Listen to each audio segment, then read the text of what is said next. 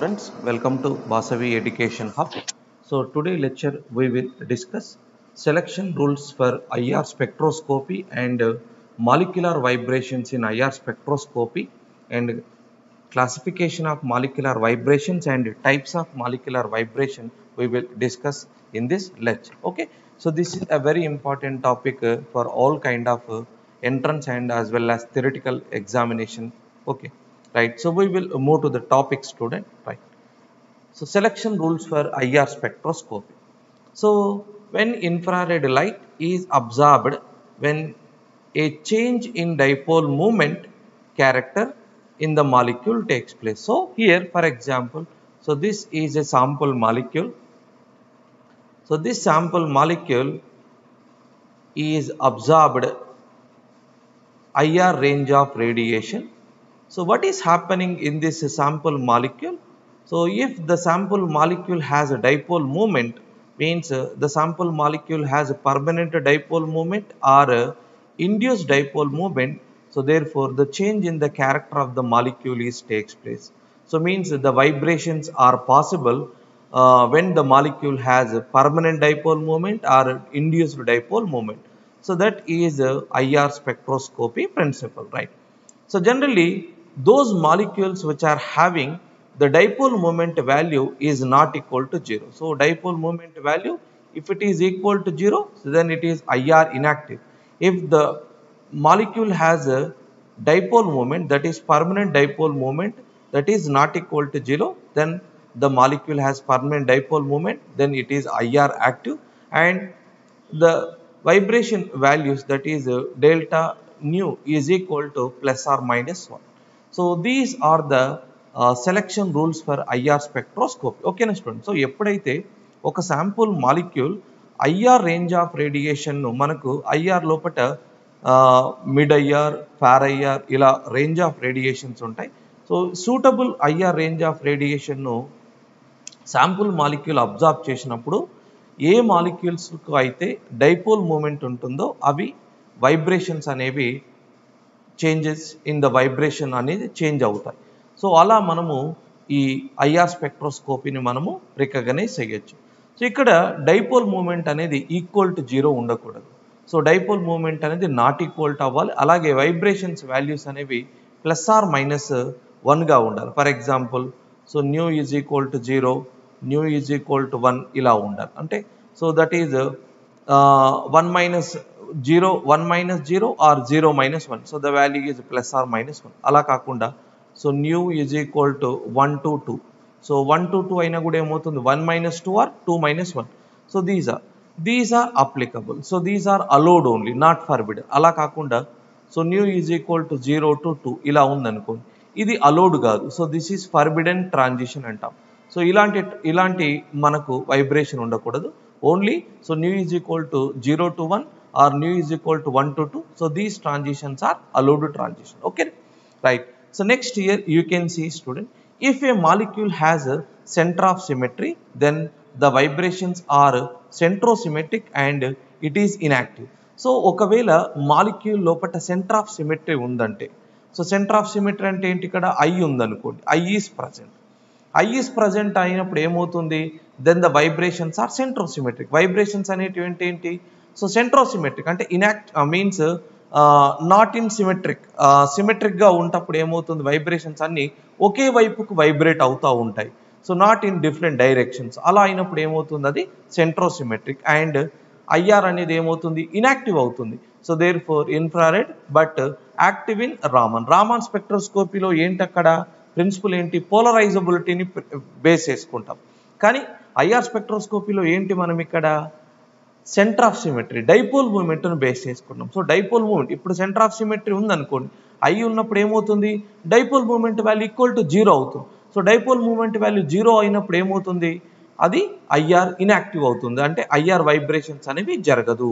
ఒకవేళ IR range of radiation తీసుకున్నా కూడా vibrations are not possible. Vibration అవుతేనే change in the dipole moment of the molecule is possible. అలా కాకపోతే ఏమవుతుంది, అది ఐఆర్ ఇన్యాక్టివ్ అయిపోతుంది. ఓకేనా, ఐఆర్ ఇన్యాక్టివ్ అవుతుంది, కానీ రామన్లో ఇది యాక్టివ్ అవుతుంది. Right. Next, those molecules have permanent dipole moment or induced dipole moment, that is mu not equal to 0, these molecules are IR active. For example, H2O molecule ఉంది. H2O molecule లోపట so permanent dipole moment ఉంది. ఎంత ఉంటుంది dipole moment value? 1.84 ఉంటుంది. ఓకేనా? So dipole moment అనేది పర్మనెంట్గా ఉంటుంది. ఓకేనా? సో ఇక్కడ డో మైనస్ డో ప్లస్, డో మైనస్ డో plus, so permanent dipole moment ఉంటుంది కాబట్టి ఐఆర్ యాక్టివ్ అవుతుంది. అలా కాకుండా for example C double bond ఓన్, ఇది ఇక్కడ ఏంటి, ఇక్కడ మ్యూ ఈజ్ ఈక్వల్ టు 0 అవుతుంది. కానీ ఇక్కడ ఏంటి, ఇక్కడ ఇండ్యూస్ డైపోల్ మూమెంట్ అవుతుంది. అంటే ఇక్కడ ఏంటి, ఆక్సిజన్కు ఉన్నటువంటి నెగిటివ్ ఛార్జ్, అంటే ఆక్సిజన్ హ్యాస్ ఎలక్ట్రోనెగటివిటీ ఎంత ఉంటుంది? 3.5. కార్బన్ ఎలక్ట్రోనెగటివిటీ ఎంత? 2.5. So the change in the electronegativity of oxygen and carbon, so therefore oxygen atom induce the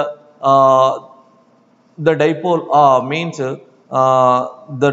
the dipole of carbon atom. అంటే ఇక్కడ ఏంటి, ఆక్సిజన్ కు ఉన్నటువంటి మోర్ ఎలక్ట్రోనెగటివ్ అట్లా ఏమవుతుంది, ఇక్కడ ఇది ఇలా లాగుతుంది. అంటే ఎలక్ట్రాన్ క్లౌడ్ ఏమవుతుంది, చేంజ్ అవుతుంది. అప్పుడు ఏమవుతుంది, ఇక్కడ partial positive and partial negative charges are develop. So జనరల్గా దీన్ని మనం ఏమంటాం, ఇండ్యూస్డ్ డైపోల్ మూమెంట్ అంటాం.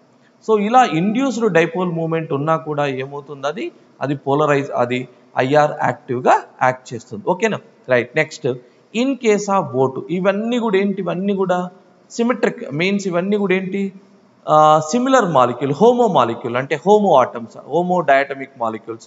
సో ఆక్సిజన్ డబుల్ బాండ్, అలాగే N ట్రిపుల్ బాండ్ N, ఇవన్నీ కూడా ఏంటండి, ఇవన్నీ కూడా సిమెట్రిక్ మాలిక్యూల్స్. అంటే ఇక్కడ ఏంటి, ఇవన్నీ కూడా సో ఎలక్ట్రోనెగటివిటీ అని ఎలా ఉంటాయి, సేమ్ ఉంటుంది. ఎలక్ట్రోనెగటివిటీ అంతా కూడా సేమ్గా ఉంటుంది. సో ఇలాంటి ఎగ్జాంపుల్స్లో ఏంటి, అక్కడ ఎలక్ట్రోనెగటివిటీస్ సిమెట్రికల్గా ఉండడం వల్ల ఏమవుతుంది, no change in the dipole moment. ఇక్కడ ఫర్ ఎగ్జాంపుల్ ఆక్సిజన్కు 3.5 ఉంటే ఇక్కడ ఆక్సిజన్ ఆటం కూడా 3.5, నైట్రోజన్కు 3, ఇక్కడ నైట్రోజన్ ఆటం కూడా 3.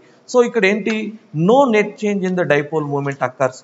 So thus they cannot observe IR radiation. అప్పుడు ఏమవుతుంది, అది ఐఆర్ రేంజ్ ఆఫ్ రేడియేషన్ తీసుకోదు. అలా ఐఆర్ రేంజ్ ఆఫ్ రేడియేషన్ను తీసుకోకపోవడం వల్ల ఏమవుతుంది, ఏం చేంజ్ అనేటువంటిది అబ్జర్వ్ అవ్వదు. సో కాబట్టి అది ఐఆర్ సిగ్నల్ ఇవ్వడం అనేది జరగదు.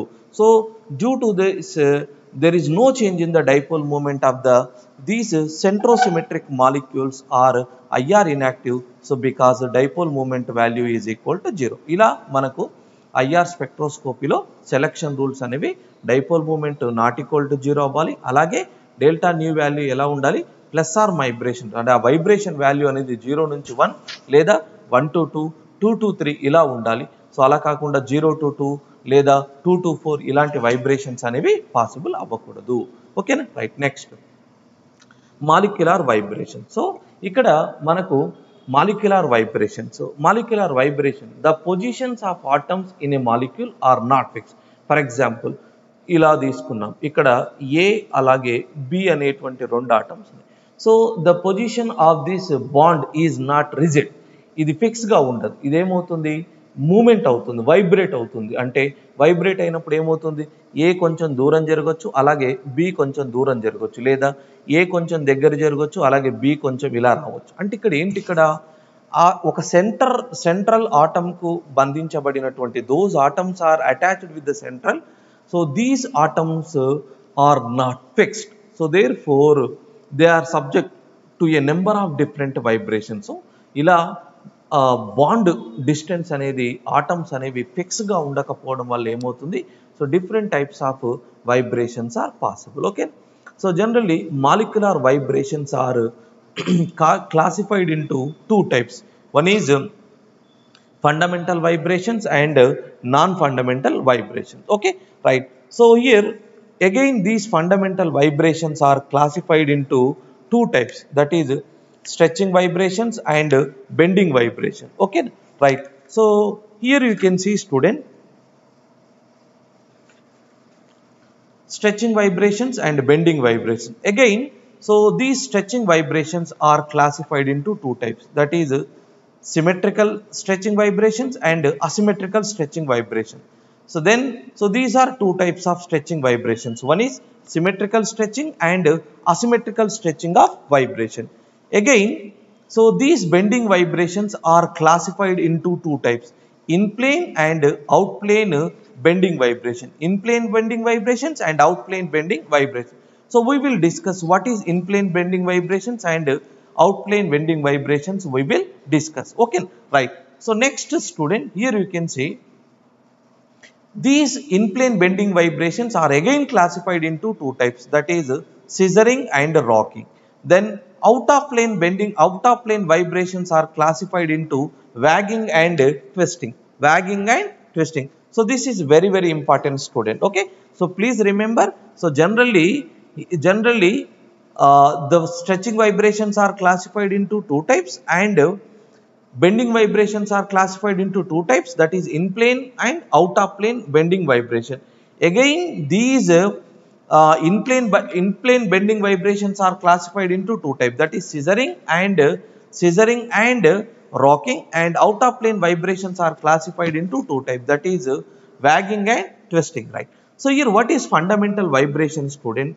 The transition between nu is equal to 0 to 1 and the band appeared by this transition is known as fundamental vibration. అంటే ఇక్కడ ఏంటి ఆ ట్రాన్సిషన్ అనేది ఎలా అపియర్ అవ్వాలి? So nu is equal to 0 to 1 and the band appeared by this transition is known as fundamental vibration. Okay, so the selection rule for this fundamental vibration, delta nu is equal to plus or minus 1. Okay, so this is a fundamental vibration student, right. Next we will discuss stretching vibration, bending vibration, right. So here you can see any change in shape of the molecule, stretching means shape of the molecule I change అయినప్పుడు ఏమవుతుంది? Stretching of bands, comma bending of bonds and or internal rotation around single bond. ఓకేనా, అంటే ఏమవుతుంది? Bonds అనేవి stretch అవ్వచ్చు. For example ఇలా ఉందండి. So this is A and this is B. Okay, so this is B, right. If it is moves like this direction, this moves this direction, it moves this direction and this move direction, or change in the bond angle. So here any change in the shape of the molecule, that means stretching of bonds takes place, bending of bonds takes place, or internal rotation around single bonds. Okay, right. So stretching vibration. So stretching vibration means nothing but student, generally a stretching vibration involves a continuous change in the interatomic distance along the axis, right. ఇక్కడ చూడండి, ఇక్కడ ఒక GF ఉంది, ఇక్కడ చూడండి. So this is symmetric stretching. Symmetric stretching అంటే ఏంటి ఇక్కడ? So it is moves like this. ఇక్కడ మనకు టూ టైప్స్ ఆఫ్ వేరియేషన్స్ ఉన్నాయి చూడండి. Here we have two types of variations, right. So here one, here you can see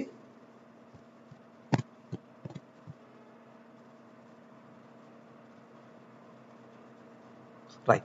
So here, so like these two atoms moves towards the central and these two atoms are moves away from the central atom. అంటే ఇక్కడ ఏంటి?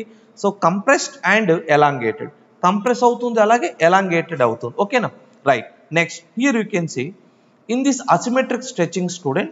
So in this asymmetric stretching, one atom moves like this and another atom moves away from another side. For example, or otherwise, if this atom moves like this and this atom moves like this. So here the continuous change in the interatomic distance along the axis of the bond between two atoms, right. So it requires more energy, so appears at a shorter wavelength. Okay, so ఇది shorter wavelength, అంటే wavelength అనేది తక్కువ దగ్గర appear అవుతుంది కాబట్టి it require more energy. Okay, so symmetrical stretching. So symmetrical stretching ఏమవుతుంది? The inter atomic distance between two atoms increases or decreases when come close అయ్యాయి అనుకోండి. So moves towards the central atom, bond distance అనేది తగ్గుతుంది. So moves away from the central atom, so bond distance అనేది ఏమవుతుంది? Increase అవుతుంది. Asymmetric stretching లో ఏమవుతుంది? Bond distance అనేది ఆల్టర్నేట్ అవుతుంది, అంటే ఒకటి తగ్గుతుంటే ఇంకోటి ఇంక్రీజ్ అవుతుంది, లేదా ఒకటి ఇంక్రీజ్ అవుతుంది ఇంకోటి తగ్గుతుంది. So this is asymmetric stretching vibration. ఓకేనా, right. Next, so bending vibration. So bending vibrations are characterised by a change in the angle between two bond. అంటే ఇక్కడ ఏంటి? For example, so here for example the bond between these two atoms చూద్దాం. So అంటే change in the bond angle. So bond angle change అయింది అనుకుందాం. So bond angle for example ఇక్కడ చూడండి. So carbon hydrogen. So the bond angle is 109.28 minutes. So this is 109.28 minutes. This is bond angle. So here what I am doing, so here this bond is bending. ఈ bond నేను కొంచెం bend చేశాను. So bend చేసినప్పుడు ఇలా అయ్యేది. So here the bond angle between so this carbon and nitrogen is decrease. అంటే bond angle అనేది ఏమైంది, ఇక్కడ బెండ్ అవ్వడం వల్ల ఏమైంది, బాండ్ యాంగిల్ అనేది డిక్రీజ్ అయింది. అంటే బాండ్ యాంగిల్ ఏమవుతుంది, చేంజ్ అవుతుంది. సో ఇలా బాండ్ యాంగిల్ చేంజ్ అవ్వడాన్ని బేస్ చేసుకొని సో జనరల్గా the bending vibrations are classified into two type, right. So ఇక్కడ ఏంటి, the bending vibrations are require less energy, so appears at longer wavelength. Stretching vibrations ఏంటి, అక్కడ it requires more energy, so కాబట్టి ఏంటి wave length తక్కువ అవసరం. ఇక్కడ ఏంటి, ఇట్ రిక్వైర్స్ లెస్ ఎనర్జీ, కాబట్టి ఏంటి ఇక్కడ లాంగర్ వేవ్ లెంత్ అవసరం అవుతుంది, right. So here you can see student in plane bending. In plane bending ఏంటి, if all the atoms are on same plane, అన్ని ఆటమ్స్ ఎలా ఉంటాయి, సేమ్ ప్లేన్ లో ఉంటాయి, ఓకేనా, right. Next out of plane లో ఎలా ఉంటాయి, if two atoms are same plane while one atom is opposite. రెండు ఆటమ్స్ సేమ్ ప్లేన్ లో ఉండొచ్చు, లేదంటే so one atom is opposite plane లో ఉండొచ్చు, okay. So in plane bending vibrations are classified into two types student. One is rocking and another one is scissoring. Rocking and scissoring, right. ఇక్కడ చూడండి, so in plane bending vibration, so in plane bending vibration మనం two types. So rocking అంటే ఏంటి, in this type the moment of the atoms takes place in the same direction. చూడండి ఇది rocking. So same direction అంటే ఇలా అయినా direct అవ్వచ్చు, లేదా ఇలా అయినా డైరెక్ట్ అవ్వచ్చు, సో లేదా ఇలా, సో ఇలా అయినా డైరెక్ట్ అవ్వచ్చు లేదా. సో ఒకే డైరెక్షన్లో టూ ఆటమ్స్ అనేవి మూమెంట్ అవుతూ ఉంటాయి. చూడండి మీకు ఇక్కడ ఇమేజ్ మీకు చూస్తే అర్థమవుతుంది. సో సేమ్ డైరెక్షన్లో మూమెంట్ అవుతాయి, so that is rocking. So scissoring అంటే ఏంటి, మనం సిజర్ని కట్ చేసినప్పుడు ఏమవుతుంది, కమ్ క్లోజర్, అవి రెండు కూడా ఎలా వస్తాయి, కమ్ క్లోజర్ అవుతాయి. సో ఇక్కడ చూడండి, so the two atoms in this type, two atoms approach each other, రెండు కూడా ఇలా వస్తున్నాయి, సో రెండు ఆటమ్స్ ఇలా వస్తున్నాయి. So this is we can called as scissoring, right. Next out of plane bending vibrations are two types. One is in plane, another one is out of plane. So wagging లో ఏంటంటే out of plane లో two types, one is wagging and twisting. So wagging లో ఏంటండి, so the two atoms moves or we can called as oscillates. Oscillates అనొచ్చు. Up and down, up and down.